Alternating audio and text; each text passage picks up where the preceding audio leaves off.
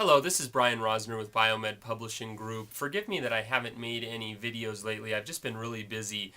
I have a 2-year-old son, and he takes up a lot of my time. In fact, he goes to a little play spot with my wife, and he picks up a lot of colds and viruses there, and I get half of them. So I have a cold this week too, so that might be why I sound a little bit tired. Anyway, today I want to talk about a subject that's very important, especially in light of the current economic climate that we are in, and that is managing Lyme disease on a budget. Now, a little disclaimer, I am not a doctor. I am only a Lyme disease patient. So any of these things that I discuss, they're just my experiences. Before you apply any of these in your own situation, make sure you discuss it with a doctor. So I have some notes today. The subject of dealing with Lyme disease on a budget is so important that I wanted to write everything down so I didn't miss anything, and there's still going to be a lot of things that I'm not able to cover due to the time limitation.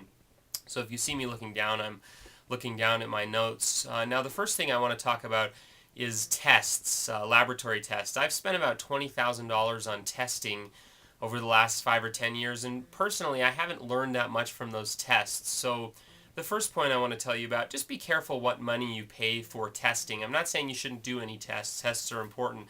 Just be careful. Those tests can eat up a lot of money really fast. Another thing I want to talk about is the misconception that more expensive things are better. If there's a clinic offering a $500 treatment and another clinic offering a $5,000 treatment, we just assume that the $5,000 treatment must be better because it's more expensive. That's the way our culture works.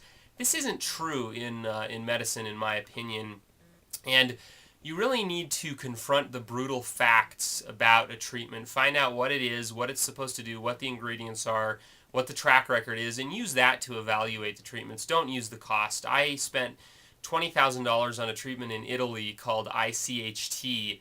I talk about that treatment in my books, and it didn't cure me. I spent about $15,000 on a treatment in Reno, and it didn't cure me either. And I completely wiped out not only my own savings account, this was back in the year about 2002, but I also wiped out a lot of my family's savings accounts and a retirement account that my wife had, and we were destitute for a long time because of that. So just be careful about those expensive treatments. More doesn't equal better when it comes to money. Now, many of you know that one of the mainstay treatments that I use on myself is an electromagnetic energy treatment. It is experimental. It's not FDA approved. And so I don't recommend that you do that. That's something that's helped me, though.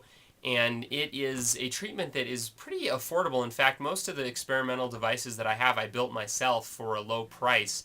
And then the ongoing use cost, unlike doctor's appointments and things where you have to keep paying them to see them, is very low. My electrical bill goes up maybe $5 or $7 a month. I don't have to use them as much now, and sometimes I forget to use them altogether. But even when I was using them more heavily, the ongoing cost was very low.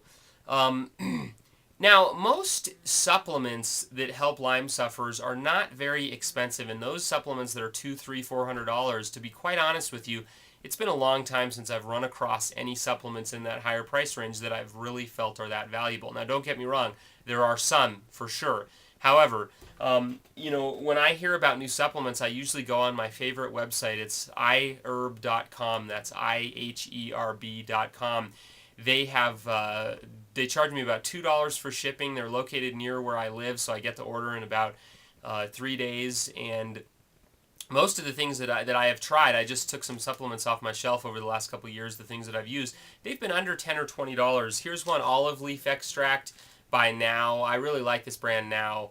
Was about $9. Pau de Arco, it's another supplement, was about $7 or $8 plus shipping, so it's about $10. And this one, Maca, or Maca, I'm not quite sure how you pronounce it. I was reading about this, and it was about $6 or $7. So these three supplements, I spent maybe $30 or $40 on, and that's it. Now, keep in mind that if you're taking a whole bunch of supplements all at once, there can be a couple of different disadvantages to that. Number one, it's going to cost you a lot of money. Number two, you're not really going to be able to tell what's working. And number three, supplements and their benefit tends to decrease over time. So for me personally, instead of just loading up on tons of different supplements, what I like to do is to take one supplement for about a month, then stop it, then take another supplement for about a month, and then stop it. And this is not only more affordable, it allows me to see what's helping and what isn't.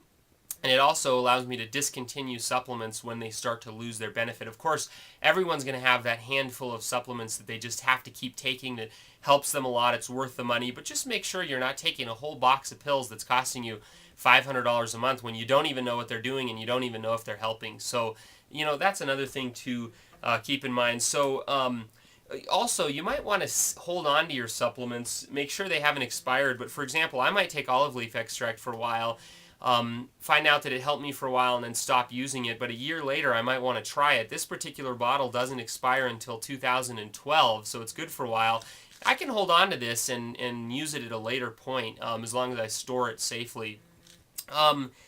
Something else to consider when you are thinking about supplements is the fact that they can actually become toxic over time. So make sure that if you're going to hold on to these supplements, that you make sure that they are the kind that are not going to be toxic over time. So exactly where do you find out about which supplements to take? Well, obviously your doctor is the right answer to that question. Connie Strassheim just came out with this book. It's called Insights into Lyme Disease Treatment. And it explains where 13 Lyme literate healthcare practitioners, how they treat their patients for Lyme disease. It's loaded with a lot of new information that I have never seen before.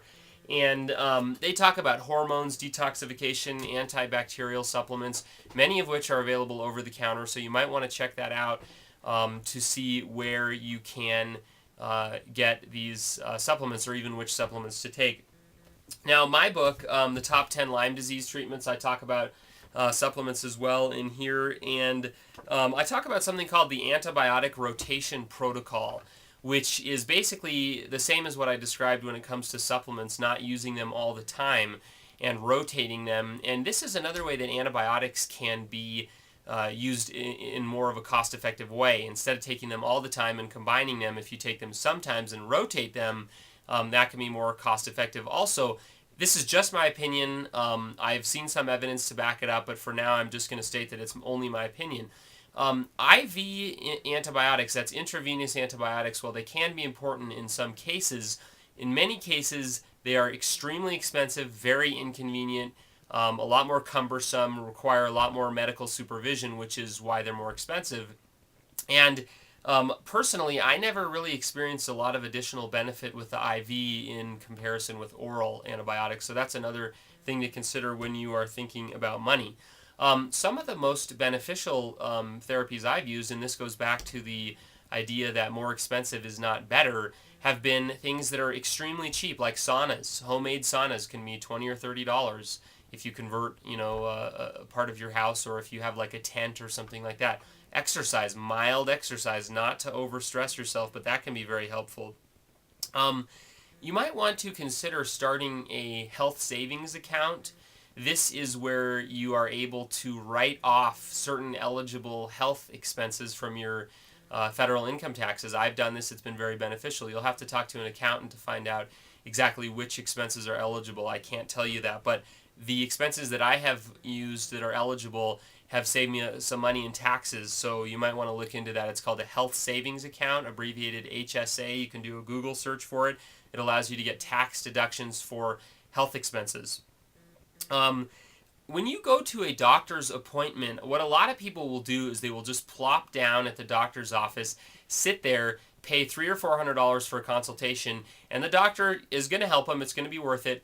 But what I suggest you doing instead of that is do your homework before you go see that doctor. Find out what he or she is good at. Understand what your questions are going to be. Do some reading. Do some research. You need to go in there with a list of questions. You need to go in there maybe even with a laptop to take notes. And in that 20 or 30 minutes, or hopefully an hour that you're going to have with that doctor, you need to leverage the heck out of that time with that person. Get everything you can get out of that appointment and really make that doctor sweat. Make them work for their money. Make them work for that time. So that's a great way to really save money, is get a lot done in your doctor's appointments. Don't go in there, sit down on 3 hours of sleep last night and